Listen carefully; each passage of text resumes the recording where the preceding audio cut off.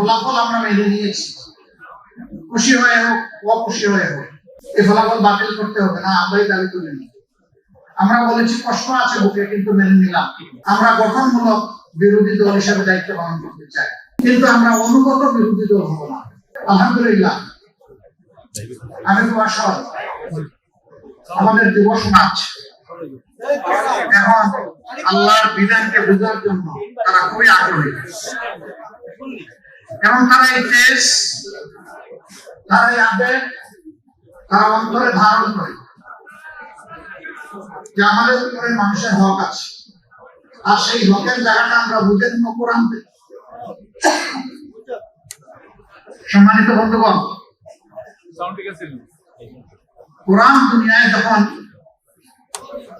শাসনের বিধান ছিল তখন দুনিয়া ভালো কিছু পেয়েছে, আর যখন মানুষ আল্লাহর বিধান থেকে দূরে সরে গেছে তখন এই সামাজিক বিপর্যয় অশান্তি দেখা দিয়েছে। আমাদের এই ছোট্ট বাংলাদেশ, খুব ছোট, পৃথিবীর মানচিত্রে দেখতে হলে লেন্স লাগাইয়া দেখতে হবে, কিন্তু আল্লাহ তাআলা বিপুল পরিমাণ জনসম্পদ আমাদেরকে দান করেছে। আমরা জনসংখ্যা বলি, আসলে এটা জনসম্পদ। এই সম্পদকে সম্পদে পরিণত করতে পারলে বাংলাদেশের চেহারা পাল্টে যাবে ইনশাআল্লাহ। এবং সব কিছুর পিছনে মানুষ, আর আল্লাহ সব কিছু সৃষ্টি করেছেন এই মানুষের জন্য। মানুষ পরিবর্তন হয়ে গেলে দুনিয়া পরিবর্তন হয়ে যাবে।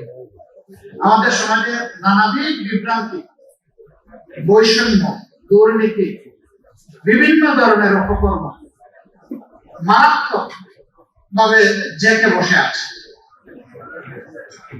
একটা নির্বাচন হয়েছে, ফলাফল আমরা মেনে নিয়েছি, খুশি হয়ে হোক অখুশি হয়ে হোক।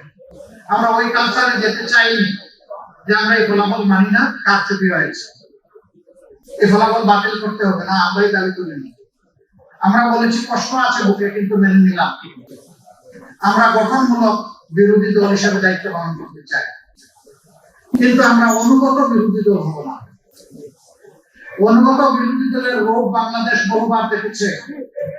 তারা জনগণের রাইটের পক্ষে কথা বলে নাই, তারা এস্টাবলিশমেন্টকে অন্ধভাবে সহযোগিতা করেছে।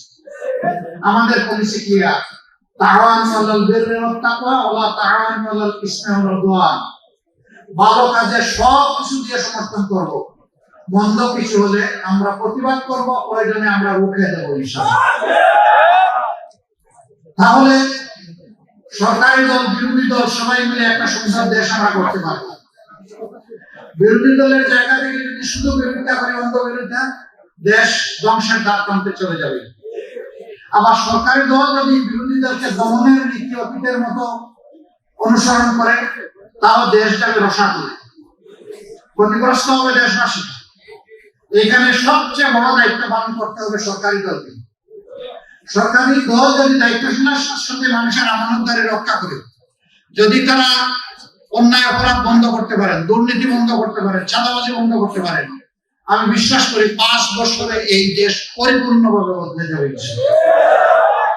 কিন্তু এই জায়গাগুলোতে যদি ব্যর্থ হন, সামাজিক ন্যায় বিচার যদি কায়েম করতে ব্যর্থ হন, তাহলে এর মাসুল শুধু সরকারি দল দেবে না, এর দ্বারা ক্ষতিগ্রস্ত হবে 18 কোটি মানুষ।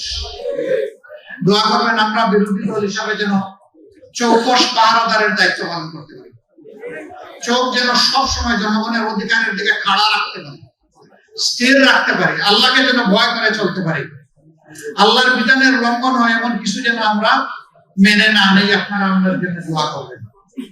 মানুষের শান্তি আমাদের শান্তি, মানুষের কল্যাণ আমাদের কল্যাণ। খায়রুন নাস ইয়ানফাউন নাস, ওই মানুষই সবচেয়ে ভালো মানুষ যে মানুষের কল্যাণে পাগল হয়ে লেগে থাকে। আল্লাহ যেন সেভাবে আমাদেরকে পাগল করা হয়ে লেগে থাকার তৌফিক দান করেন। আজকের এই ইফতারের উসিলায় আল্লাহ তাআলা আমাদেরকে ক্ষমা করুন। প্রিয় দেশের উপর আল্লাহ রহম করুন।